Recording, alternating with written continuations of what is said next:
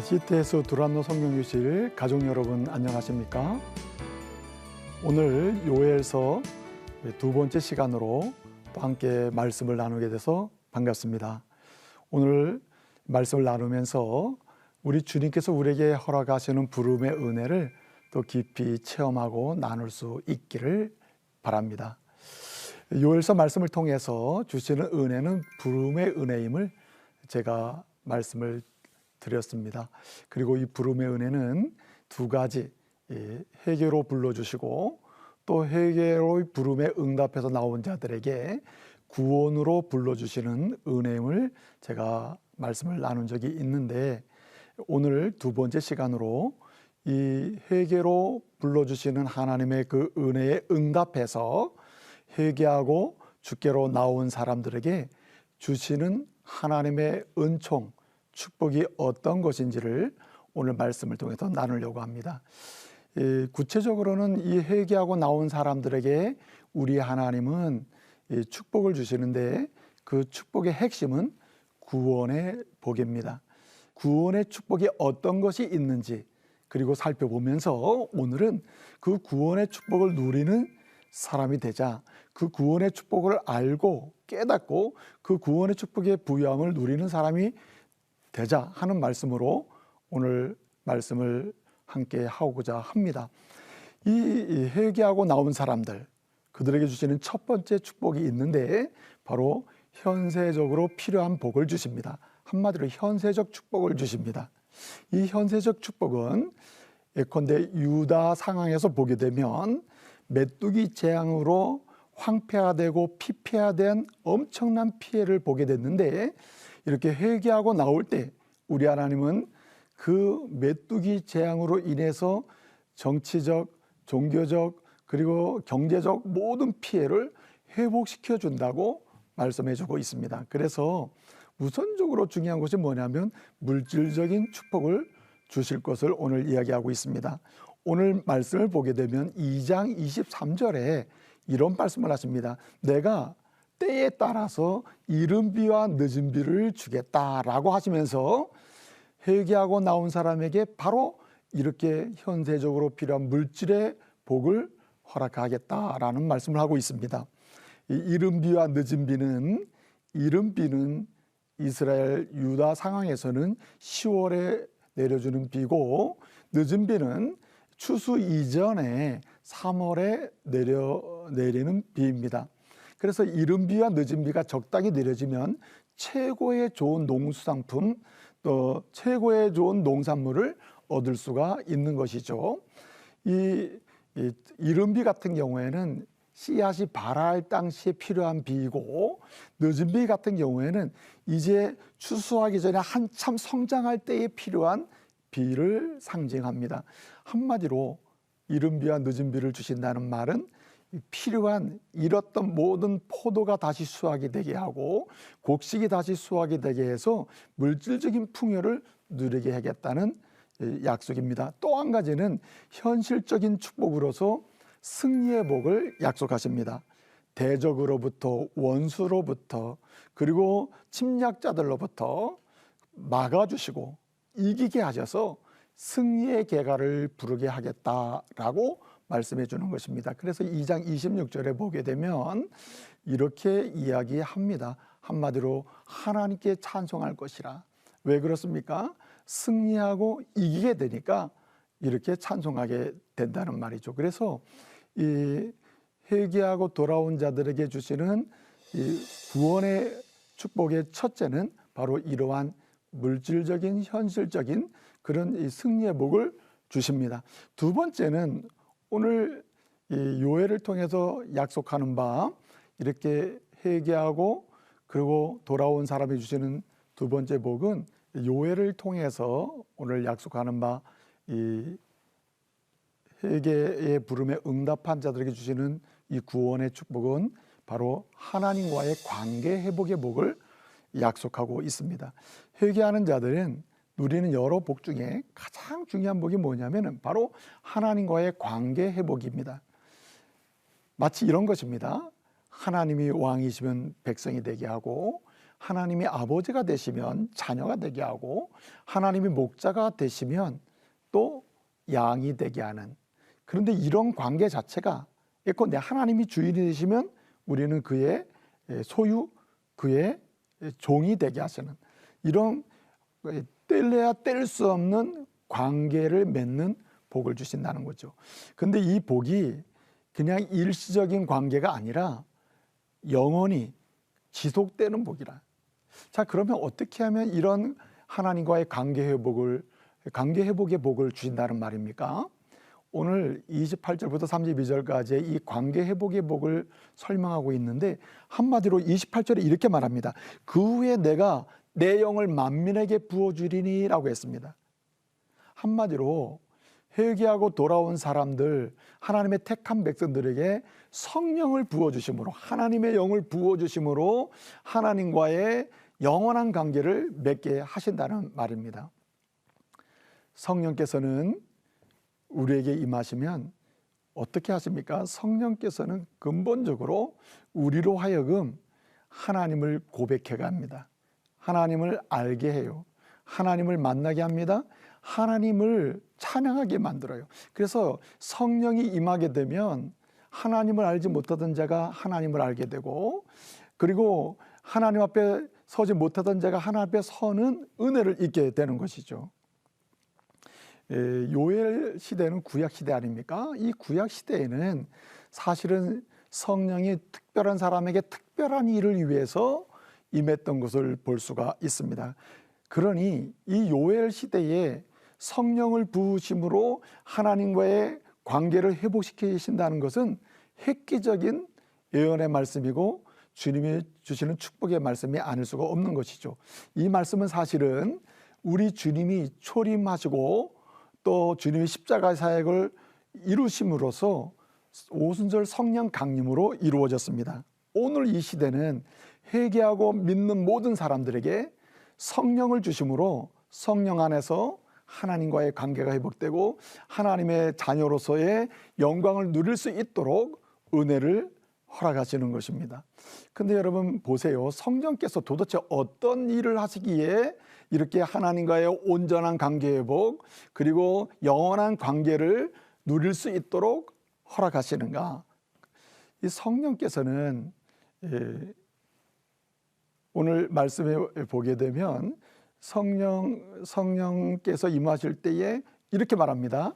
오늘 이 젊은 이 자녀들은 이 장래일을 말하고, 늙은이들은 꿈을 꾸고 말이죠. 그리고 또 젊은이들은 이상을 본다, 이렇게 얘기하잖아요. 이 말은 뭐냐면 다양한 은사를 가지고, 그리고 차별 없이 풍성한 하나님의 은혜를 성령께서 누리게 하심으로 그런 하나님과의 관계 속에서, 영원한 관계 속에서 그 부유한 은혜를 누리게 한다는 말이거든요. 그런데 이 성령께서 이런 은혜를 누리게 하는 게 어떻게 그게 가능하냐?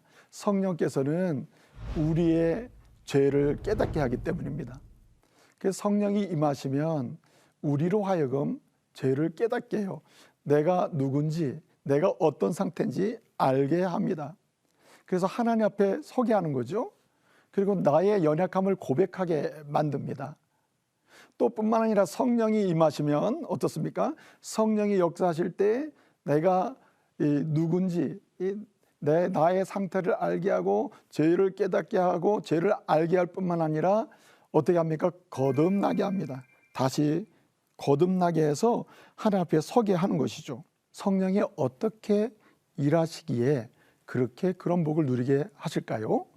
성령이 임하시면 성령께서 우리로 하여금 회개하고 돌아오고 또 주님 앞에 선 사람들로 하여금 택함 받은 사람들에게 주님의 이름을 부르게 하십니다. 그래서 오늘 2장 32절을 보게 되면 누구든지 여호와의 이름을 부르는 자는 구원을 얻으리니 라고 이야기합니다. 이 말은 성령께서 우리로 하여금 주의 이름을 부르게 한다는 거예요. 그래서 주님의 부름에 응답하게 한다는 말입니다. 주님은 우리를 부르시는데, 주님이 우리를 부르신다는 말은 성령을 통해서 우리로 하여금 주의 이름을 부르게 하신다는 말입니다. 성령이 하시는 일이 우리로 하여금 주의 이름을 부르게 만드셔요. 그래서 뭘 얻게 하십니까? 구원을 얻게 하시는데, 그래서 하나님을 아버지라 부르고 그리고 자녀로서의 영광을 누리게 하시는 거죠. 그래서 구체적으로 보면 우리 성령께서 이렇게 우리로 하여금 이름을 부르게 하실 때 보면, 사실 이름을 부른다는 말은 이름 자체가 이름의 그 대상이 되는 그분의 인격, 그분의 성품, 그분의 사역, 그분이 하신 일을 부르는 거거든요. 내가 누구의 이름을 부른다는 말은 그분이 하신 일, 그분을 하신 일을 안다는 말이요. 그분의 이름을 부른다는 말은 그분이 하신 일을 믿는다는 말이요. 그분의 인격을 신뢰한다는 말이란 말이죠. 그래서 성령이 주의 이름을 부르게 할 때에 그것은 예수님이 어떤 분인지, 여호와 하나님이 어떤 분인지를 먼저 알게 합니다. 그리고 고백하게 해요. 고백해 간 다음에 고백할 뿐만 아니라 아주 신뢰하게 만들어요. 그래서 그 믿음으로 그 이름을 부르게 하는 거죠. 그래서 이 성령께서 이렇게 우리 주님의 어떤 분인지를 알고, 주님이 어떤 사역을 하시는지 알고, 그리고 고백하게 하고 믿게 하고 부르게 할 때 그 과정을 보게 되면 사실은 세 가지의 사역이 있습니다. 그래서 성령이 세 가지 사역을 통해서 우리로 하여금 이 주의 이름을 부르게 하고, 그리고 구원의 은혜를 통해서 자녀의 신분 또는 하나의 백성의 신분으로 관계를 누리게 하는 것이죠. 첫째는 죄를 깨닫게 합니다. 성령께서는 죄를 깨닫게 하시는 사역을 통해서 우리로 하여금 주님을 알게 합니다. 사실은 모든 죄가 다 용서받을 수 있어요. 근데 용서받지 못하는 죄가 뭐냐면 불신앙입니다. 예수님이 나의 구주시라는 것, 예수님이 나를 위해서 죽으셨다는 것, 예수님이 나의 유일한 구원자시라는 것을 믿지 못하는 것이, 믿지 않는 게 최고의 죄입니다. 다른 죄는 다 용서받아도 예수를 믿지 않는 죄, 예수님을 믿도록 성령께서 안내를 해줘도, 깨닫게 해줘도 믿지 않는 죄, 이런 죄가 한마디로 성령 해방죄이고 한마디로 구원받지 못하는 거죠. 이게 제일 무서운 죄라는 거죠. 그런데 바로 이 성령께서는 바로 우리로 하여금 불신앙을 깨닫게 해가지고 예수님을 믿게 하고 예수님 앞에 서게 합니다. 그래서 우리의 죄를 깨닫게 합니다. 또 뿐만 아니라 죄를 깨닫게 할 뿐만 아니라 우리로 하여금 다시 거듭나게 하십니다. 거듭나게 한다는 말은 인격적으로 주님을 영접함으로써 내 심령도 변하고 근본적으로 방향이 하나님께로 쓰고, 그 다음에 우리의 인품이나 성격이나 우리의 삶이 주님이 기뻐하시는 대로 변하는 것, 이것이 바로 거듭남입니다. 그래서 근본적으로 하나님의 소유로 바뀌고 주님을 닮아가는 성품으로 바뀌는 이 상태가 거듭남, 이것이 누가 이 일을 하시는가? 성령께서 해 주시는 것입니다. 또 뿐만 아니라 도와주십니다. 뭘 도와주십니까? 주님이 원하시고 주님이 기뻐하시는 삶을 살고자 할 때 그 삶이 가능하도록 해주는 거죠. 예컨대 갈라디아서 5장 22절에 있는 이 성령의 열매를 맺어야 되는데, 그 말은 하나님의 백성이 하나님과의 관계 속에 있는 자들이 일상에서 맺어야 될 열매인데 이것은 우리 힘으로 되지 않는다는 거죠. 성령이 임재하셔서 성령이 힘을 주시고 성령이 도와주실 때 우리는 사랑할 수 있고 희락을 경험하고 화평을 경험하고 그리고 온유함을 경험하고 자비를 경험하고 또 온유와 충성을 경험하게 되는 이런 열매를 맺게 된다는 거죠. 그래서 성령이 임재하셔서 우리의 죄를 깨닫게 하고 거듭나게 하고 이렇게 도우심으로써 결국은 주의 이름을 부르는 가운데 구원의 복을, 또 구원받은 사람으로서 풍성함을 누리게 한다는 말입니다. 세 번째로 우리에게 이 회개의 부름에, 주님의 회개로 불러주시는 그 은혜에 응답을 해서 회개하는 자들에게 주시는 은혜는 여호와의 날을 소망하며 살게 된다는 말입니다. 사실 예수를 믿고 구원받은 성도들이 삶을 살아가는 내용은 주님이 다시 오실 재림, 주님이 다시 오실 그 재림을 소망하며 사는 것입니다. 그래서 신앙은 당신은 무엇을 믿느냐라고 이야기하면 나는 주님이 만드심을 믿습니다. 온 우주 만물을 만드셨고 나를 만드심을 믿습니다. 이 창조 신앙이라 이거죠. 만드심을 믿는다. 그리고 앞으로도 만들어 가실 것을 믿는다. 이게 창조 신앙이란 말이죠. 그 다음에 또 임마누엘, 창조하실 뿐만 아니라 버리지 않고 만들어 주심을 믿는다. 함께 하심을 믿는다. 임마누엘 신앙이고, 또 함께 하실 뿐만 아니라 내 모든 짐을 다 대신 져주시면서까지, 심지어는 죄의 짐을 대신 져주시는 분, 바로 그 주님을 믿는다. 나를 위해 십자가에 죽으시기까지 나를 사랑하신 그분을 믿는다. 그래서 십자가 신앙이라 이거죠.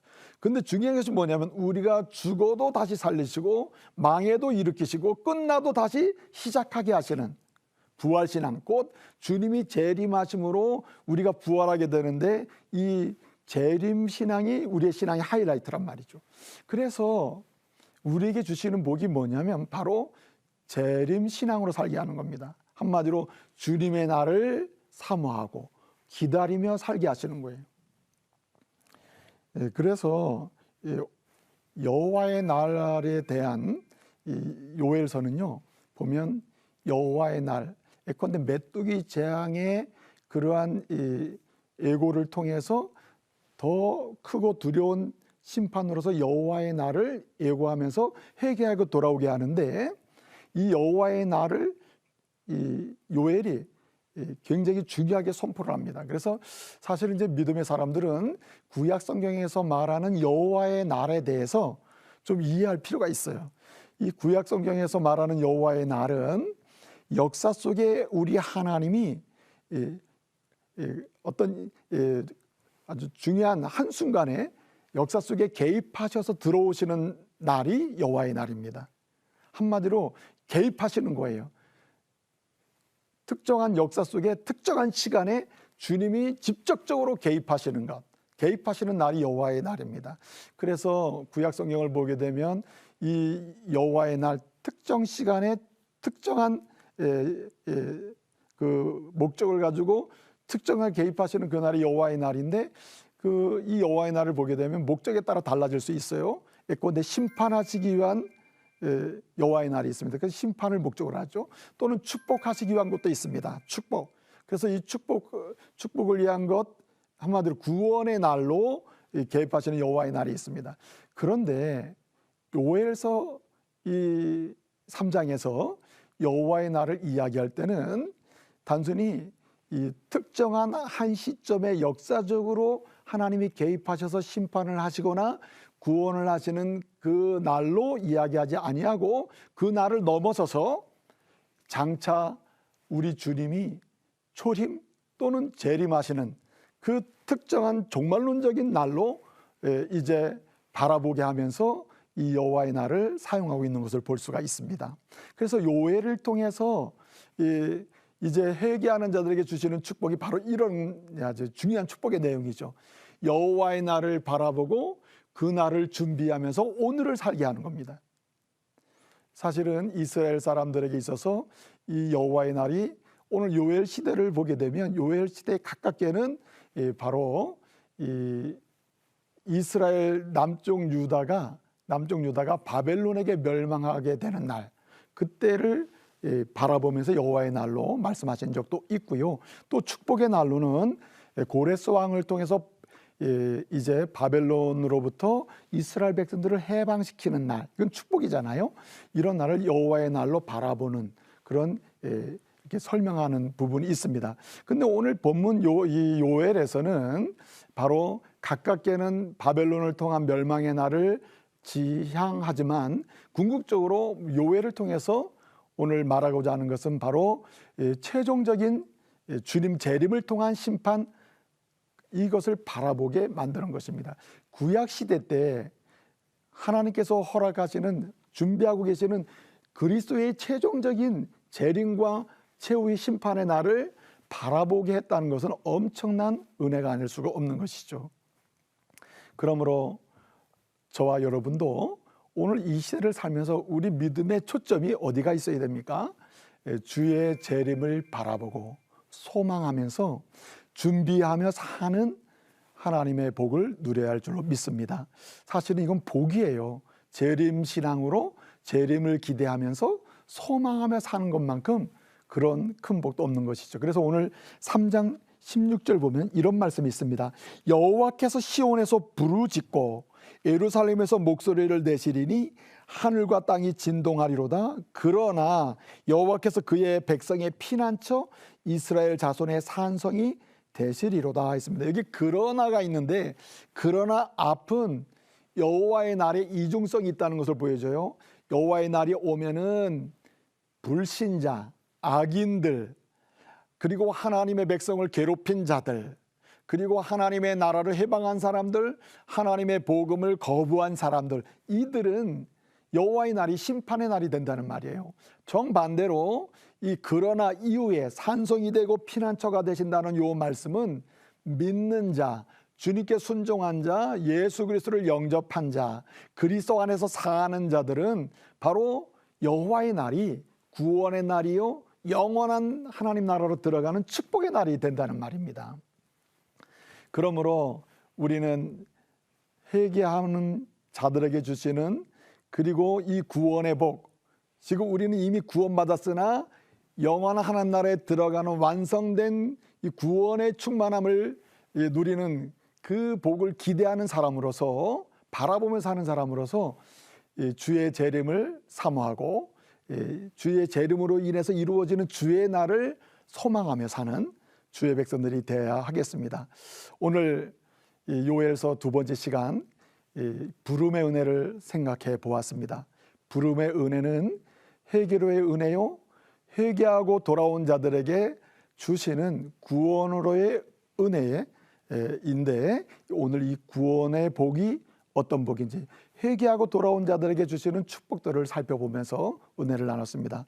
오늘 이 말씀 그대로 때를 따라서 우리의 삶의 여정에서 회개하며 또 구원의 복을 누리는, 그리고 감격적으로 경험하며 사는 우리 믿음의 가족 되시기 바랍니다. 오늘 주신 말씀 그대로 정말 일상에서 하나님의 백성으로서 필요를 공급받는 복, 또 뿐만 아니라 하나님과의 관계 회복의 복, 영원한 하나님과의 관계의 부여함을 누리는 복, 그리고 궁극적으로 하나님이 허락하신 주의 재림, 주의 날을 사모하고 소망하면서 이 시대를 당당하게 살아가는 이 복을 누리는 우리 믿음의 가족 되시기를 말씀으로 축복합니다. 오늘도 함께 하신 우리 두란노 성경교실 가족들 고맙습니다. 승리하십시오.